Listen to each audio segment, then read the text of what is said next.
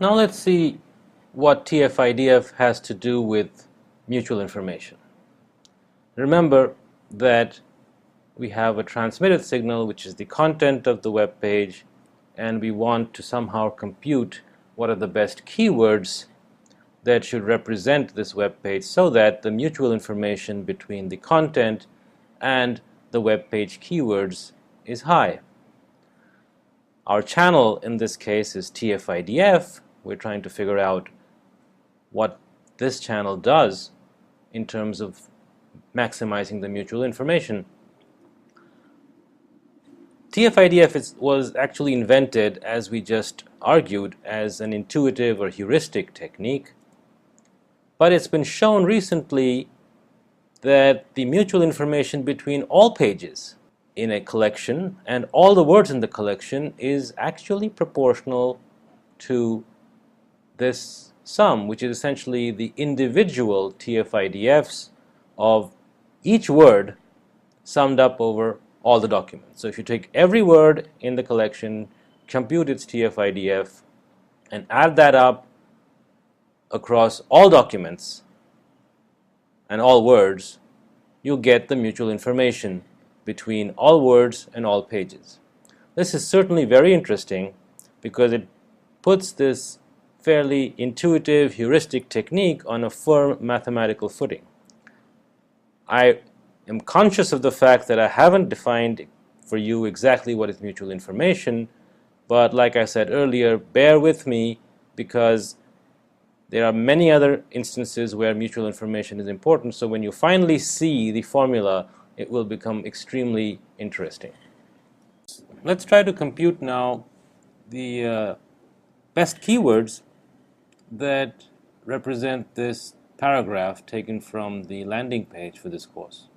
Well, let's try to compute the best keywords for this paragraph taken from the course landing page using TF IDF.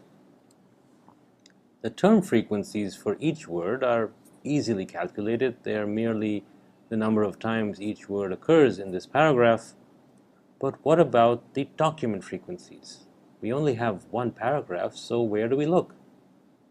What do you think?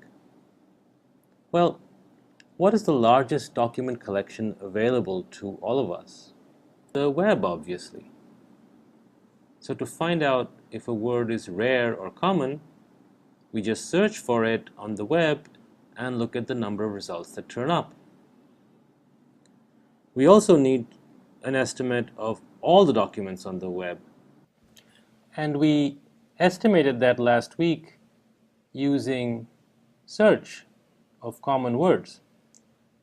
That told us that around 50 billion pages are indexed by a search engine like Google.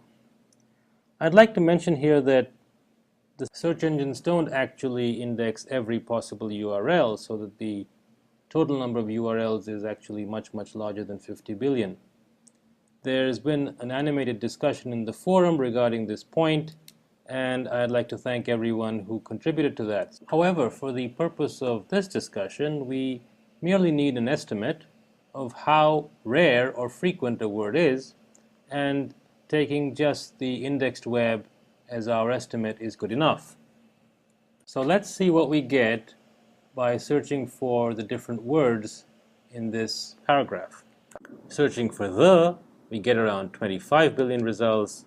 Searching for map reduce, on the other hand, we get close to 200 million results. We can similarly calculate the number of hits we get for the other words in this paragraph. We compute the ratio of the number of hits with 50, which is our estimate for the total number of documents on the web, to get the IDF before taking logs. Then we take the log, multiply by the frequency of the term in the paragraph itself, and we get the TF IDF value. Well, here log of 2 is 1, obviously, and so you multiply by 2 and you get 2. But interestingly, for the others, you get slightly surprising results, but also intuitive ones. Course is a much more common word than MapReduce, but it also occurs twice. so it comes up high in the TF IDF, so do MapReduce and Web Intelligence, even though they occur only once. What taking the log does is it makes sure that you give a higher weightage to the term frequency as opposed to this ratio. But this ratio is also taken into account. So the top keywords for a paragraph can be automatically computed. Just as we might have guessed looking at this paragraph, this is about a course on web intelligence and MapReduce. Makes a lot of sense. It's certainly not about media. It's certainly not about the. So the machine has actually done what we do fairly intuitively. Now let's ask the question, once you've got the keywords, could you possibly choose a good title for this document?